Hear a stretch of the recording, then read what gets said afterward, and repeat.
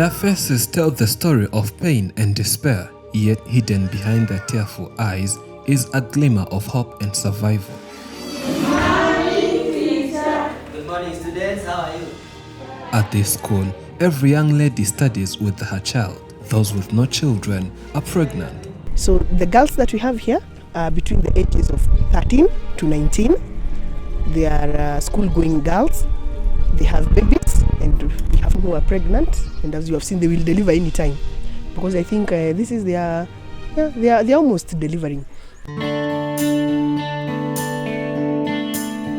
The difficulties of life are widespread to everyone, from young to old, the rich and poor. Everyone is affected by life's difficulties. But to the teenage mothers, life is not tough to themselves. It's even tougher to their children. This is what Elizabeth Wanjiru Mariuki has seen and decided to play her role in solving this problem. How Serene Haven came about? I was a teenage mother. I got my first baby when I was 18. And in as much as I had crossed into adulthood, it was still a struggle because I was still very young. I just finished my secondary school education, and it was not an easy journey. I walked the journey, and I had support from my family and some of my friends. The first time we heard about this unique rescue center for young mothers, we quickly planned a visit and took a long journey to northwest of Nairobi in the city of Nakuru.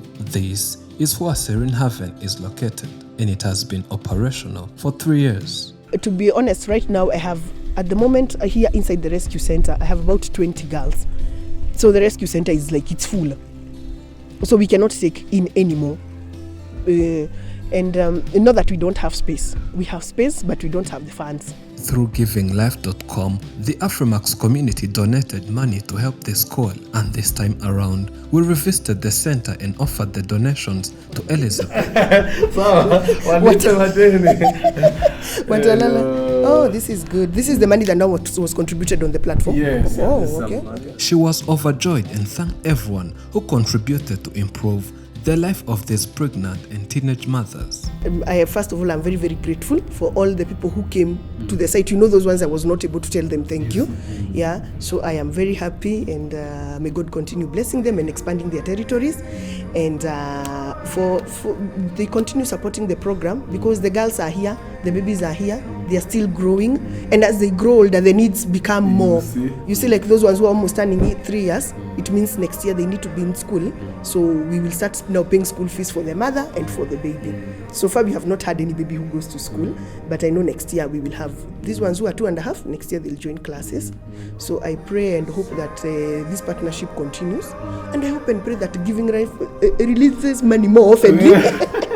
She established a center for pregnant and young mothers, which is known as Serene Haven. Its main focus is to empower women and youth with a strict focus on teenage mothers. In this center, pregnant and young mothers are gathered from across the country and get a safe place to live. But how do they survive? And how are those young mothers prepared to go to their communities? My youngest mother here is 13 years old. Her baby is now 1 year. So I'm looking at this girl, she's in grade 6. She has to go all the way to high school. Still primary. Yeah, primary.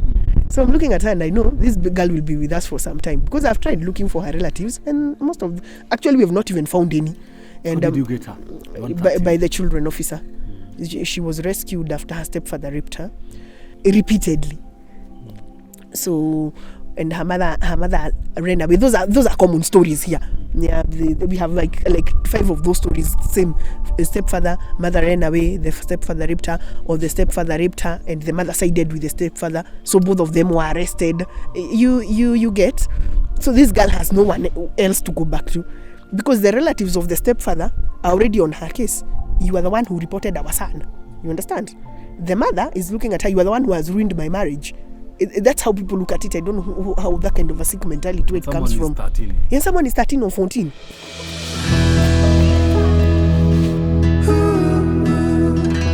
Teenage mothers who are welcomed here spend the remainder of their pregnancy in the center until they give birth. The center has everything that can help young pregnant ladies to survive. It has babysitters who will take care of the toddlers as their mothers attend classes. for everything to be possible, Elizabeth got donations from various people, and since our last visit, she has seen so many people who come over to visit her center and offered the help.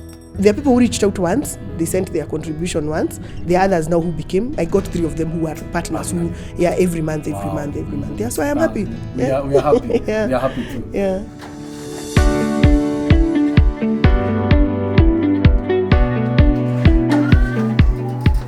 But even as people contribute to this rescue center, the bills to take care of these teenage mothers and their infants also keep rising. The center provides 3 meals per day, where the infants will take milk, porridge, and other nutrients to help them grow well.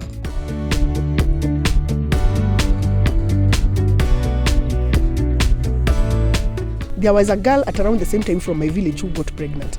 But her, I think she didn't get the same kind of support that I got. She got married. So by the time I came to graduate, she had already gotten like 2 other children and had already been chased out of her husband's home. So I started looking at her and I was like, this could have been me, were it not somebody held my hand. You see? So in my mind, I knew that if I do not hold the hand of a teenage mother, this is what her life will be worse than this. So the first time I met a teenage mother, now someone that I did not know, she was 14. And I was looking at this girl, she was an orphan. She had her father, but her father was like, he was not mentally stable and the mother had died. So I was looking at this girl and I knew this will be the end for her. She will either get married at this age or she will, she will sleep on the street with this girl, with this baby. And we tried to look for a place to place her. And eventually we got a well-wisher who decided to take her in, but it was hard to even get a place to take her.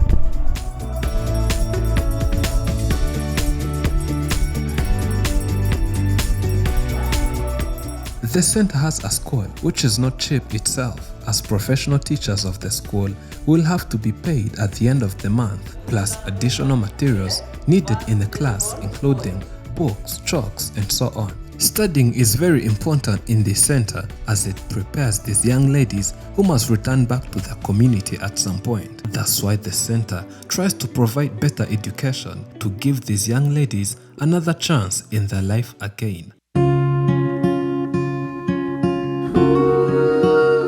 The dream and the vision is to make Serene Haven a place where these girls can call home, first of all, where they can get education and where they can live when they're able to stand on their 2 feet. That is my dream. That when I release the girl from the gate together with her baby, she has a job, she has a house. She will not have to go looking for a man to support her, unfortunately. Because that's what happens when they live here. Before, when they're on the streets with the babies, they will go sleeping around to get money. And in the process of sleeping around, she'll get pregnant again. If she gets pregnant twice, thrice when she's before 18, and again, if she does not have any skills or any education, the employment will not come by. In this country, it's not easy to get a job.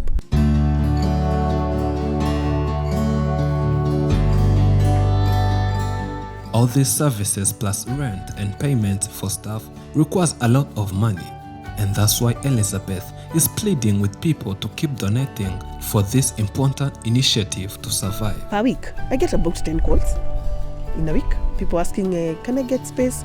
We have this girl and this girl, she's done this, then she's going through this, can you take her in? And it's hard. Especially now these 13-year-olds and 14-year-olds, and you hear there's a 14-year-old who was raped, she's pregnant, she was going to school, now she can no longer go to school, she's living with an elderly grandmother, and I have to say no, because we are stretched, to be honest.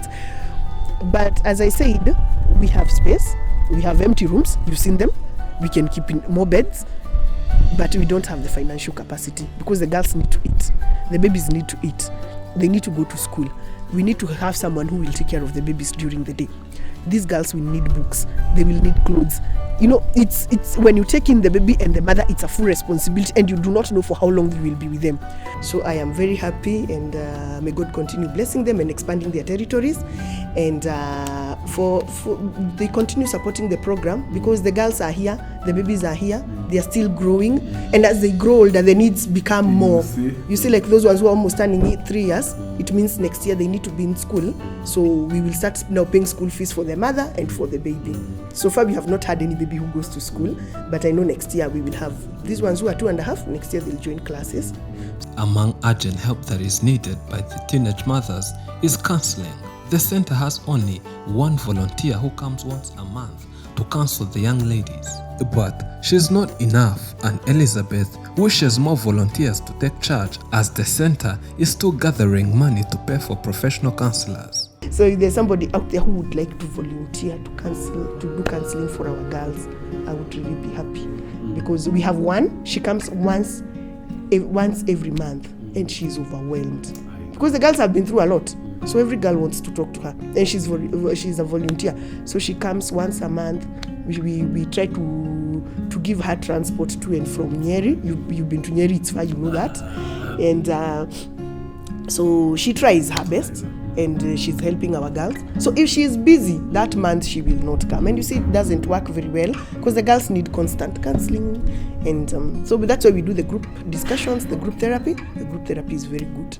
By the time these ladies will leave this center in the future, Elizabeth wants them to be able to fend for themselves, as they will be competing with people who probably didn't have the same difficult problems like them. To be able to compete with them, Elizabeth tries her best to instill them discipline and hard-working spirit, which she believes will take them afar. They have to do homework, assignments, because you know they are competing with the rest of the world. They are competing with the rest of the students in their class who do not have babies. So we cannot say that we are going to be easy on them because they are mothers. The world is not easy on them even if they are mothers. 1/2. And the reciprocal of... Despite the heart-wrenching experiences that brought them to this center, these young mothers have shown that they are more than just victims. They are fighters, determined to reclaim their dignity and rebuild their lives. The center's doors will always be open to those who need it, and its mission will continue to be a beacon of hope for young women who have faced unimaginable challenges. Anybody who is watching this, I would humbly request you to come on board and support Serene Haven Rescue Center so that we can be able to reach out to more girls in Kenya and in Africa, because teenage pregnancy it's not a problem only in Kenya. It's a problem in many African countries.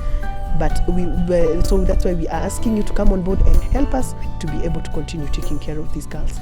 And I would like to take this opportunity to thank the Afrimax team for coming. Thank you so much for the interest that you've shown to the work that we do, and thank you so much for covering and airing our story. And we pray and thank God for you and pray that you will be blessed. Thank you for watching. I'm Elijah, and this is Afrimax English. Remember to subscribe.